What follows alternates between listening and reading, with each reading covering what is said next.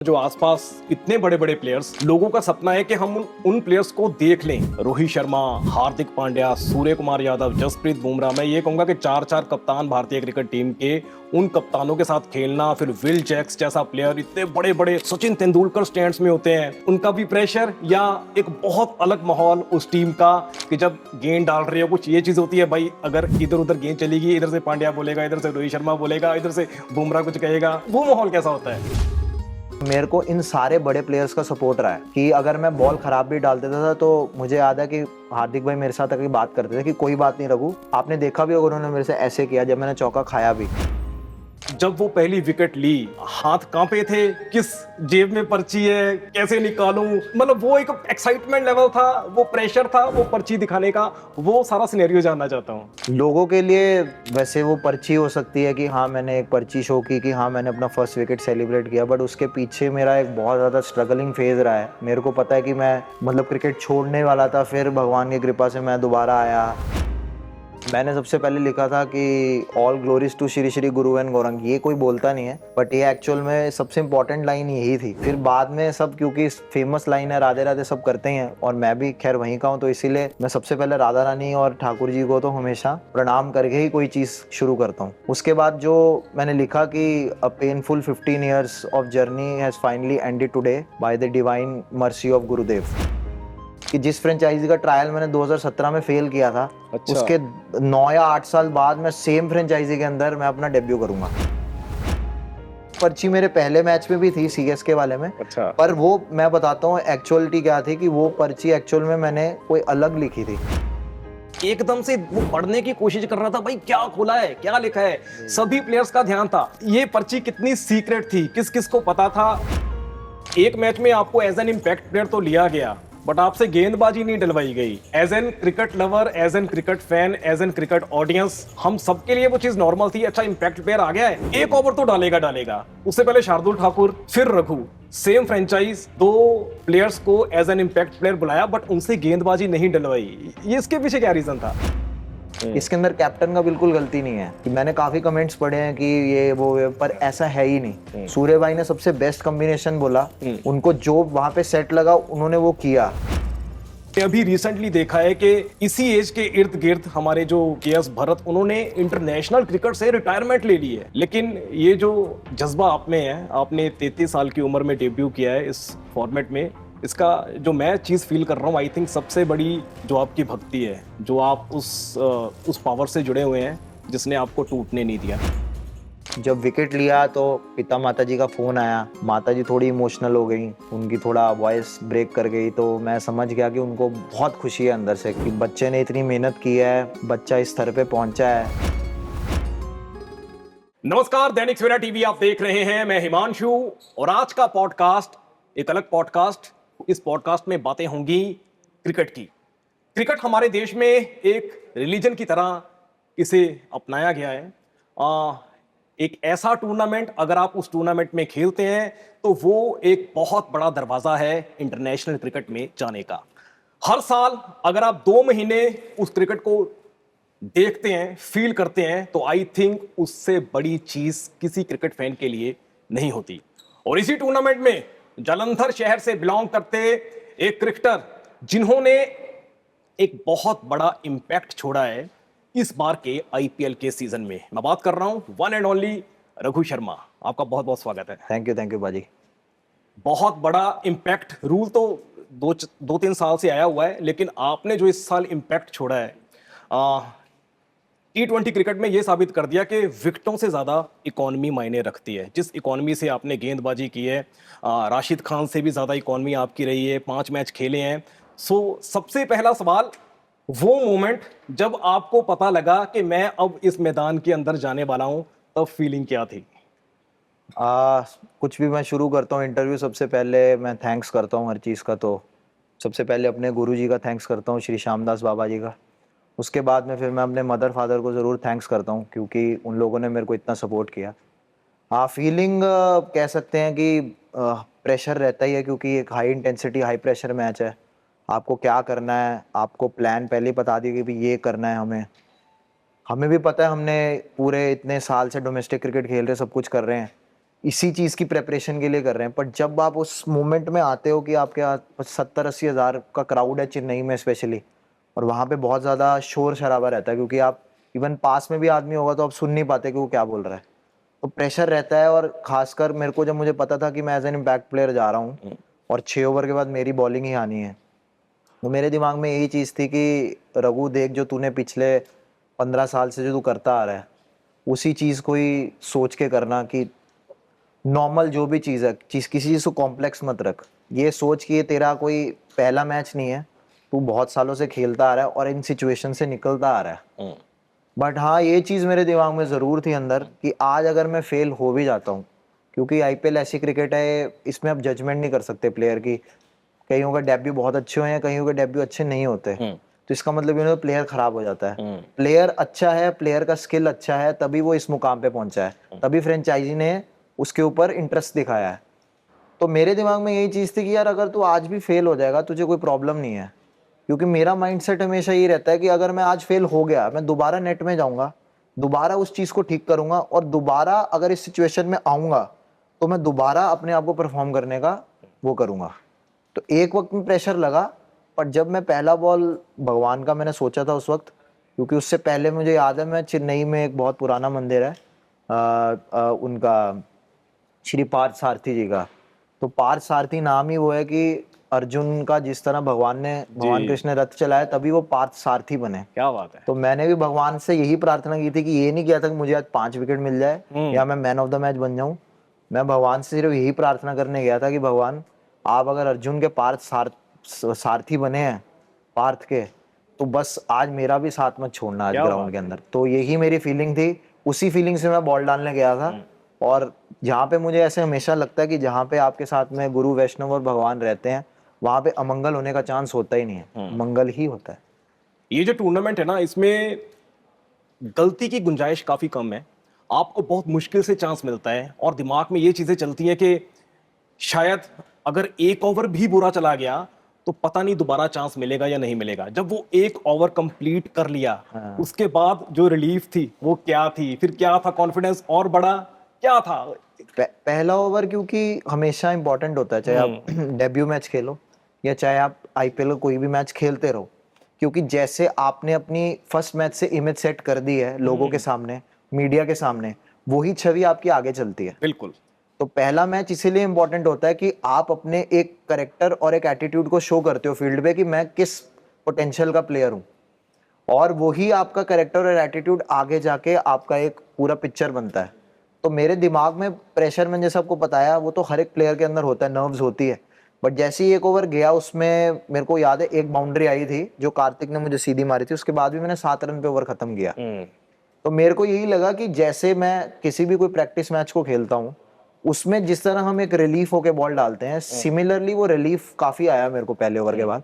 But सबसे important चीज ये होती है कि जब आप सेकेंड ओवर डालने जा रहे हो, फिर थर्ड भी डालना है और फोर्थ भी डालना है, तो आपका माइंड पूरा क्लियर रहना चाहिए कि हाँ भाई, मेरे को ज्यादा चीजों को कॉम्प्लेक्स नहीं करना, मेरे पास जो चीज मैं करता आ रहा हूँ मैं उसी पे स्टिक करूंगा, और बैट्समैन के कहाँ पे वीक पॉइंट है मैं उस एरिया में बॉल डालूं, उसके स्ट्रॉन्ग एरिया में बॉल ना डालूं, सिंपल रखूं मोटा मोटी चीज को, बस यही। और जो आसपास इतने बड़े बड़े प्लेयर्स, लोगों का सपना है कि हम उन प्लेयर्स को देख लें, रोहित शर्मा, हार्दिक पांड्या, सूर्य कुमार यादव, जसप्रीत बुमराह। मैं ये कहूंगा कि 4-4 कप्तान भारतीय क्रिकेट टीम के, उन कप्तानों के साथ खेलना, फिर विल जैक्स जैसा प्लेयर, इतने बड़े बड़े, सचिन तेंदुलकर स्टैंड्स में होते हैं, कुछ उनका भी प्रेशर, या एक बहुत अलग माहौल उस टीम का कि जब गेंद डाल रहे हो, कुछ ये चीज होती है भाई, अगर इधर उधर गेंद चलेगी, इधर से पांड्या बोलेगा, इधर से रोहित शर्मा बोलेगा, इधर से बुमराह कुछ कहेगा, वो माहौल कैसा होता है? नहीं, क्योंकि देखिए वो इतने बड़े स्तर पे खेले हैं तो उनका एक्सपीरियंस लेवल हमसे बहुत ऊपर है। सेकेंडली आप देखेंगे कि जितना भी बड़ा प्लेयर होता है, उसका सबसे अच्छी चीज ये होती है कि वो पहले से ये चीजों का एक्सपीरियंस कर चुका है। तो मेरे को इन सारे बड़े प्लेयर्स का सपोर्ट रहा है कि अगर मैं बॉल खराब भी डाल देता था, तो मुझे याद है कि हार्दिक भाई मेरे साथ आके बात करते थे कि कोई बात नहीं रघु, आपने देखा भी होगा उन्होंने मेरे से ऐसे किया जब मैंने चौका खाया भी। क्योंकि ये एक बड़े प्लेयर की निशानी होती है कि वो हमेशा अपने बॉलर्स को बैक करता है। तो ये चीज तो एमआई की खास है ही कि वो बैक करते ही हैं प्लेयर को। सेकेंड ऑफ ऑल, आप इतनी बड़ी फ्रेंचाइजी के लिए खेल रहे हो जिसमें इतने बड़े दिग्गज लोग खेल रहे हैं, एक प्रेशर रहता ही है। और मेरे हिसाब से ये प्रेशर रहना भी चाहिए एक प्लेयर के लिए, क्योंकि अगर आप पे बिल्कुल भी प्रेशर नहीं होता तो फिर या तो आपका बहुत आप अंडर परफॉर्म कर जाते हो या आप ओवर कॉन्फिडेंट हो जाते हो। तो एक कॉन्फिडेंस आपको चाहिए कि हाँ मैं इतनी बड़ी फ्रेंचाइजी के लिए खेल रहा हूँ, ये मेरा एक बहुत बड़ा मान की बात है। एट द सेम टाइम आपको अपने कंधे पे ये भी चीज़ लेके चलनी पड़ेगी कि भाई अगर मैं इस फ्रेंचाइजी को रिप्रेजेंट कर रहा हूँ तो मेरा जो फर्ज बनता है, जो मेरा रोल है इस फ्रेंचाइजी को, मैं 200% दे के उनको भी कर सकूं, उन जो सक्सेस मैं दे सकता हूं टीम को वो मैं दे सकूं। कितने टाइम से वो पर्ची लिखी हुई थी, भरे बैठे थे कि जब इतनी बड़ी अपॉर्चुनिटी आएगी? शायद ये वो मैच था, ये वो प्लेटफॉर्म है जो इंटरनेशनल क्रिकेट से भी इसकी काफी वैल्यू है कई महीनों में। और जब वो पहली विकेट ली, हाथ कांपे थे, किस जेब में पर्ची है, कैसे निकालूं, उल्टी तो नहीं, मतलब वो एक एक एक एक्साइटमेंट लेवल था, वो प्रेशर था, वो पर्ची दिखाने का, वो सारा सिनेरियो जानना चाहता हूं। लोगों के लिए वैसे वो पर्ची हो सकती है कि हाँ मैंने एक पर्ची शो की कि हाँ मैंने अपना फर्स्ट विकेट सेलिब्रेट किया, बट उसके पीछे मेरा एक बहुत ज़्यादा स्ट्रगलिंग फेज रहा है। मेरे को पता है कि मैं मतलब क्रिकेट छोड़ने वाला था, फिर भगवान की कृपा से मैं दोबारा आया, फिर मैंने क्रिकेट को पकड़ा। जब मेरे को लोगों ने बोल ही दिया था कि कुछ नहीं हो सकता है वो, फिर भी मैंने हार नहीं मानी। तो वो चीज़ मेरा एक उसके साथ इमोशन अटैच था, उसके पीछे एक मेरी बहुत बड़ी हिस्ट्री थी कि जो मैं करता आ रहा हूँ वो उस पर्ची के कुछ शब्दों में मैंने वो इमोशन को अपना लोगों के सामने रखा। क्या एक बार बताना आपने क्या लिखा था? मैंने सबसे पहले लिखा था कि all glories to Shri Shri Guru and Gaurang. ये कोई बोलता नहीं है बट ये एक्चुअल में सबसे इम्पोर्टेंट लाइन यही थी। फिर बाद में सब, क्योंकि फेमस लाइन है राधे राधे सब करते हैं और मैं भी खैर वहीं का हूँ, तो इसीलिए मैं सबसे पहले राधा रानी और ठाकुर जी को तो हमेशा प्रणाम करके ही कोई चीज़ शुरू करता हूँ। उसके बाद जो मैंने लिखा कि a painful 15 years of journey has finally ended today by the divine mercy of गुरुदेव। क्योंकि गुरु जी के बिना कोई भी कार्य जो है सिद्ध नहीं होता। कोई भी आप शास्त्र उठाओ, कुरान में भी पढ़ोगे या आप गुरु ग्रंथ साहिब में भी पढ़ते हो, गुरु की बहुत अहमियत दी गई है जी। उसके अंदर। तो गुरुदेव ही एक ऐसी वस्तु होती है जो आपको एक लाइट दिखाती है और भगवान से जोड़ती है। एट द सेम टाइम मैं ये मान ही नहीं सकता कि ये भगवान की कृपा के बिना पॉसिबल भी हो सकता है कि मैं इस लेवल पे इस एज में जाके खेल सकूं। तो ये सबसे पहले गुरुजी को थैंक्स किया, उसके बाद में Mumbai Indians blue and gold जो है उनको थैंक्स किया, टीम को, क्योंकि ऐसी फ्रेंचाइजी ने मेरे को सपोर्ट किया और मेरे ऊपर इतना ज़्यादा कॉन्फिडेंस दिखाया, जिस मतलब इतना बैक किया मेरे को और मेरे को बोला, इतने सब चीज़ें मेरे को बोली, मेरे को कॉन्फिडेंस देते रहे मैच बाय मैच। तो वो इसीलिए मैंने फ्रेंचाइजी को थैंक्स किया कि मैं नहीं सोच सकता था कि जिस फ्रेंचाइजी का ट्रायल मैंने 2017 में फेल किया था, अच्छा। उसके 9 या 8 साल बाद मैं सेम फ्रेंचाइजी के अंदर मैं अपना डेब्यू करूंगा। आई थिंक 2025 में आप सिलेक्ट हो गए थे ना? 2025 में मैं रिप्लेसमेंट प्लेयर आया था। हाँ, उसके बाद क्योंकि मेरे को उसमें मैच नहीं मिला, मैच क्योंकि आपको नहीं मिला था हाँ, तब क्योंकि कोई। कॉम्बिनेशंस होते हैं टीम के कुछ जो मैनेजमेंट डिसाइड करती है, तो उस हिसाब से सब चलता है। और इस हिसाब से जो अब जब होना था भगवान की कृपा से तभी हुआ, क्योंकि वो उसी वक्त का कॉम्बिनेशन बन रहा था और अपॉर्चुनिटी उसी वक्त मिलनी थी। तो जिस वक्त मिली, हाँ पर्ची मेरे पहले मैच में भी थी सीएसके वाले में, अच्छा। पर वो मैं बताता हूँ एक्चुअलिटी क्या थी कि वो पर्ची एक्चुअल में मैंने कोई अलग लिखी थी। अच्छा। उसमें मतलब मैंने कुछ नॉर्मली चीज लिखी थी, बट ये जो पर्ची थी इसमें एक्चुअल मेरा गुरुजी की गाइडेंस और मेरे इमोशंस थे वो छोटे शब्दों में आ गए। तो मैंने आपको पहले बोला कि गुरु वैष्णव की कृपा से ही सारे काम होते हैं, मैं ये मानता हूँ। तो मेरे को वही लगा कि वो जब मैंने विकेट ली उस दिन, तो मैंने जब पर्ची दिखाई, तो वो एक आप कह सकते हो गुरु वैष्णव का भी कृपा रहा, भगवान का भी रहा। और ऊपर से क्योंकि कहते हैं भगवान हर एक के हृदय में परमात्मा रूप में है, तो ऑटोमेटिकली सबके इमोशंस जो हैं उसके साथ जुड़ गए। सारों का बड़ा इमोशंस था, उन्होंने मेरे साथ मतलब उन्होंने दिखाया, मैंने सब देखा। तो मैं उन सब फैंस का भी थैंक्स करूंगा कि उन लोगों ने इस चीज़ को लिया, और स्पेशली अगर इस चीज़ को कोई एक इंस्पिरेशन तौर पे ले तो मुझे बहुत अच्छा लगेगा, क्योंकि मैं नहीं चाहूँगा कि जो मैंने गलतियाँ की हैं वो आने वाला यूथ या आने वाला कोई भी इंसान अगर इस किसी भी फील्ड में जा रहा है वो ये गलती करे। जब ये पर्ची के बारे में ये सीक्रेट थी, आपको ही पता था, फैमिली को पता था, या टीम के प्लेयर्स को, क्योंकि जैसा मैंने रिएक्शन देखा ना, दीपक चाहर एकदम से वो पढ़ने की कोशिश कर रहा था, भाई क्या खोला है, क्या लिखा है, सभी प्लेयर्स का ध्यान था। सो ये पर्ची कितनी सीक्रेट थी, किस किस को पता था? या ये एक्चुअल में सिर्फ मेरे को ही पता था, क्योंकि मैंने लिखी थी, मैंने किसी को बताया नहीं था।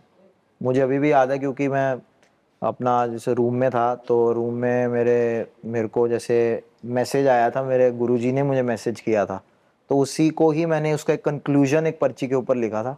वही पर्ची को मैंने फिर भगवान के सामने रख दिया था कि मैंने कहा ये आपकी इच्छा होगी, अगर निकलनी होगी निकल जाएगी, नहीं निकालनी तो मत निकलेगी, कोई बात नहीं। अगर मेरे को रन भी, क्योंकि ये स्टेज ही ऐसा है, आपको रन पड़ गया, विकेट लेस चले गए, मैं वापस आ जाऊंगा, मुझे कोई प्रॉब्लम नहीं है। वो उस वक्त खुलनी थी, वो होना था सब कुछ, तो एक वो हो गया उस दिन। बस मेरे को काफ़ी अच्छा ये लगा कि ये एक इंस्पिरेशन लोगों के लिए बनेगी, कि कोई भी अगर किसी चीज़ को शुरू करेगा तो उसको ये लगेगा कि हाँ भाई, रघु शर्मा एक प्लेयर आया था, उसने भी इतनी स्ट्रगल करी थी, उसने भी ऐसे फेजेस देखे, बट स्टिल उसने हार नहीं मानी। तो ये एक कहते हैं कि आपको एक फायरिंग एग्जाम्पल सेट करना ही पड़ता है किसी के सामने, तभी आदमी उससे प्रेरित होता है।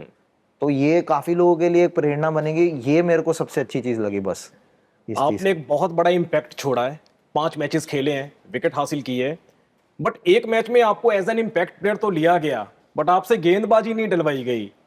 As an cricket lover, as an cricket fan, as an cricket audience, हम सबके लिए वो चीज नॉर्मल थी। अच्छा, इम्पैक्ट प्लेयर आ गया है, एक ओवर तो डालेगा। उससे पहले शार्दुल ठाकुर, फिर रघु, सेम फ्रेंचाइज, 2 प्लेयर्स को एज एन इम्पैक्ट प्लेयर बुलाया, बट उनसे गेंदबाजी नहीं डलवाई। ये इसके पीछे क्या रीजन था? नहीं, इसके अंदर देखिए मैनेजमेंट की कोई गलती नहीं है। मैनेजमेंट हमेशा परफेक्ट कॉम्बिनेशन ढूंढती है कि जिससे हम मैच जीत सकें, और उन्होंने बिल्कुल परफेक्ट कॉम्बिनेशन ही चूज किया था कि मैं ही इम्पैक्ट जाऊंगा उस मैच के अंदर, क्योंकि उस विकेट में स्पिनर्स के लिए हल्की सी हेल्प थी, ऐसी बात नहीं कि बिल्कुल नहीं थी। और ऊपर से क्योंकि सिचुएशन ऐसी आती है, हर एक कैप्टन के माइंड में भी आता है कि जब 2 लेफ्ट हैंडर स्ट्राइक पे हो, उसको ये होता है कि लेग स्पिनर को अभी या लेफ्ट हैंड स्पिनर को ओवर ना दिया जाए, क्योंकि विकेट अच्छा है, वो भी रन बना रहे हैं। वो कहीं एक पेयर टूटता, एक राइट हैंडर अंदर आता, तो फिर मेरे को चांस मिलता। बट आप देखेंगे कि वो गेम काफी लंबा 13th ओवर तक चला गया उन दोनों का पार्टनरशिप, कृणाल और जेकब बैथल का। तो तब तक क्या है कि मिडल ओवर्स का फेस खत्म हो गया। इसके अंदर कैप्टन का बिल्कुल गलती नहीं है। कि मैंने काफी कमेंट्स पढ़े हैं कि ये वो, पर ऐसा है ही नहीं। सूर्य भाई ने सबसे बेस्ट कॉम्बिनेशन बोला, उनको जो वहां पे सेट लगा उन्होंने वो किया। और ये क्रिकेट एक ऐसी गेम है, इसके अंदर आप जो सोचते हो वो कभी कभार नहीं होता उस दिन। तो आप कह सकते हो हमारी it's not a day for MI। वो मेरे को ट्राई कर सकते थे, बट मेरे हिसाब से वो सिचुएशन डिमांड नहीं करी उस वक्त, क्योंकि जब 2 लेफ्टी रहते हैं, अगर वहां पे भी रन खुल जाते, मे बी लास्ट ओवर तक मैच ही ना जाता फिर। तो ये सब चीजें बनती हैं, बट मेरे हिसाब से इसके अंदर मैनेजमेंट कभी कुछ गलत डिसाइड कर ही नहीं सकती, क्योंकि उनको जो बेस्ट कॉम्बिनेशन लगता है वो उसी कॉम्बिनेशन को खिलाती हैं। 15 साल पेनफुल जर्नी, इतने सालों में जो एक एथलीट के लिए, अगर वो ग्राउंड पर प्रैक्टिस कर रहा है, मेहनत कर रहा है, चीज़ें कर रहा है, बार बार जिस मुकाम पर पहुंचना चाहता है, अगर उस मुकाम पर नहीं पहुंच पाता, तो बड़े बड़े प्लेयर्स हार मान जाते हैं। हमने अभी रिसेंटली देखा है कि इसी एज के इर्द गिर्द हमारे जो KS भरत, उन्होंने इंटरनेशनल क्रिकेट से रिटायरमेंट ले ली है। लेकिन ये जो जज्बा आप में है, आपने 33 साल की उम्र में डेब्यू किया है इस फॉर्मेट में, इसका जो मैं चीज़ फील कर रहा हूँ, आई थिंक सबसे बड़ी जो आपकी भक्ति है, जो आप उस पावर से जुड़े हुए हैं जिसने आपको टूटने नहीं दिया। नहीं तो ये बहुत इंस्पायरिंग जर्नी है आपकी, कि कुछ लोग 30 साल की उम्र में भी वो चीज़ें छोड़ने का विचार कर लेते हैं, लेकिन 33 साल में डेब्यू करना और फिर ये चीज़ साबित करनी सबको कि अभी तो ये ट्रेलर था, पिक्चर अभी बाकी है। सो वो एक जर्नी, अब आगे का फ्यूचर आप किस तरह देखते हैं? मेरा हमेशा से रहा, जब भी मैंने क्रिकेट शुरू किया है, कि हर एक प्लेयर का एक ड्रीम रहता है, और हर एक प्लेयर ही चाहता है कि वो भारत को रिप्रेजेंट करे, इंडिया खेले। तो इंडिया खेलना तो है ही है कि मुझे खेलना है, और मेरे को ऐसे लगता है कि भगवान मुझे अपॉर्चुनिटीज भी दे रहा है कि मैं उस लेवल पे, क्योंकि मैं अपने आप को हमेशा उस पार लेवल पे सोचता हूँ कि हाँ मैं खेल सकता हूँ। क्योंकि हार ना मानना, आपने सही बोला कि भगवान की भक्ति तो है ही है, क्योंकि उसने मेरे को काफी स्ट्रांग बना के रखा है इतने सालों में। क्योंकि बहुत सारे रिजेक्शंस के बाद आदमी छोड़ ही देता है चीजों को, पर ये तो जगन्नाथ जी की कृपा है कि मेरे को सब आज जो भी मिला है उनकी कृपा से ही मिला है। और मैं यही सोचता हूँ कि आपका पॉजिटिव माइंडसेट जो है वो बहुत ज़रूरी होता है, चाहे आप प्लेयर हो चाहे आप किसी भी फील्ड में हो।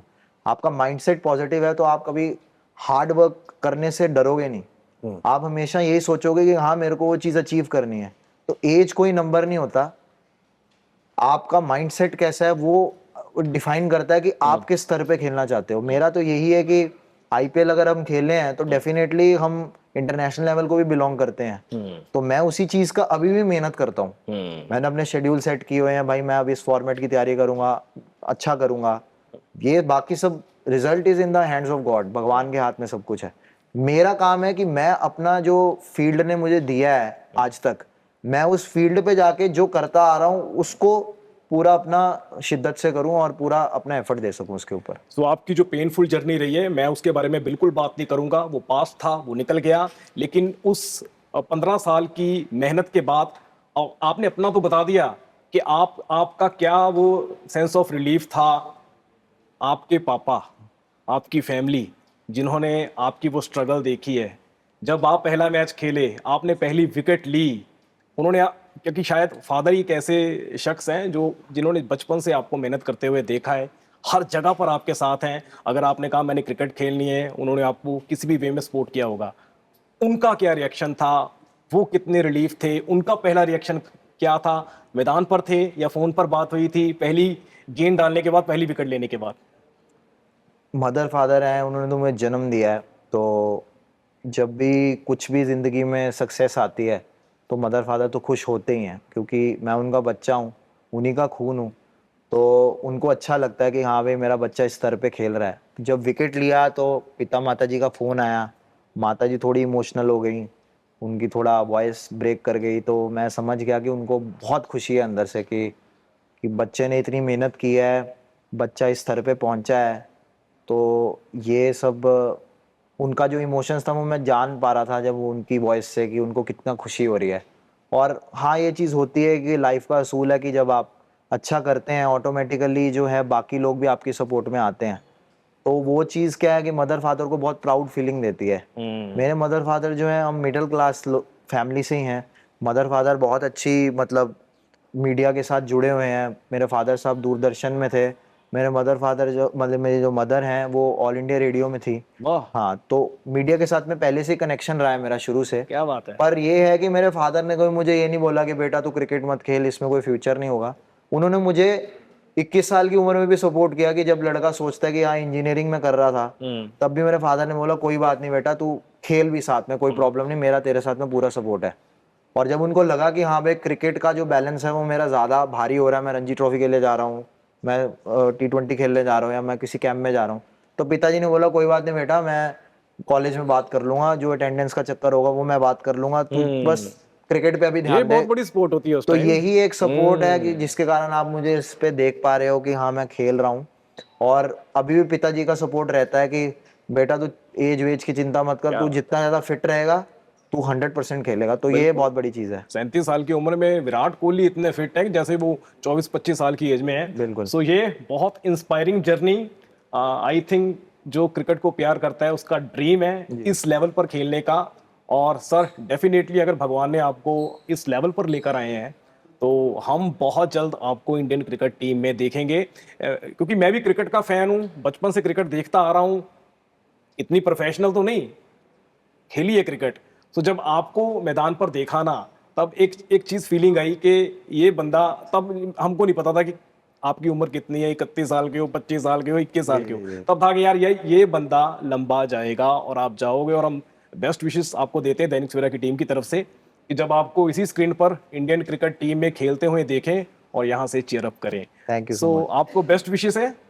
जाते जाते कुछ दिल के जज्बात, कुछ भी अगर आप कहना चाहें। कुछ नहीं, मैं बस यही कहूंगा कि मेहनत करनी मत छोड़ो, मेहनत आदमी को करते रहनी चाहिए। रिजल्ट कभी मैटर नहीं करता, कभी कभार हमें लगता है हम टूट जाते हैं, वही मेरे को लगता है फेलियर भी एक स्टेप है सक्सेस का। और मेरे को ऐसा लगता है कि मैं इतना फेलियर टेस्ट कर चुका हूँ कि अगर मेरे को अब सक्सेस नहीं भी मिलती तो मेरे को फेलियर ज़्यादा अच्छा लगता है। तो मैं फेलियर को बहुत हम पंजाबी में कहते हैं जफ्फी पा लेते हैं हम। तो उसका आलिंगन करता हूँ मैं फेलियर को कि क्या हाँ बात भाई है। मेरी जिंदगी में फेलियर आने चाहिए, क्योंकि मैं कभी भी सीखना बंद नहीं किया। चाहे एक छोटा बच्चा हो, चाहे बहुत बड़ा कोच हो, मैं हर एक चीज से कुछ ना कुछ सीखता हूँ कि उसके पास में क्या है कि जो मेरे अंदर ये कमी है मैं इसको पूरा कर लूँ। तो ये चीज learning, hard work, focus, perseverance, ये सब चीजें बहुत मैटर करती है, यही आदमी को लंबा लेके जाती है। सो आपको ये पॉडकास्ट कैसा लगा है? और आप रघु शर्मा जो जालंधर से बिलोंग करते हैं, मुंबई के लिए खेले हैं और बहुत जल्द भारतीय क्रिकेट टीम के लिए हम इन्हें उस ब्लू जर्सी में देखेंगे, बड़े बड़े टूर्नामेंट्स खेलते हुए देखेंगे। आप कमेंट बॉक्स में अपने विचार, अपने इमोशंस हमें बता सकते हैं। और देखते रहिए दैनिक सवेरा टीवी। मैं हिमांशु, धन्यवाद।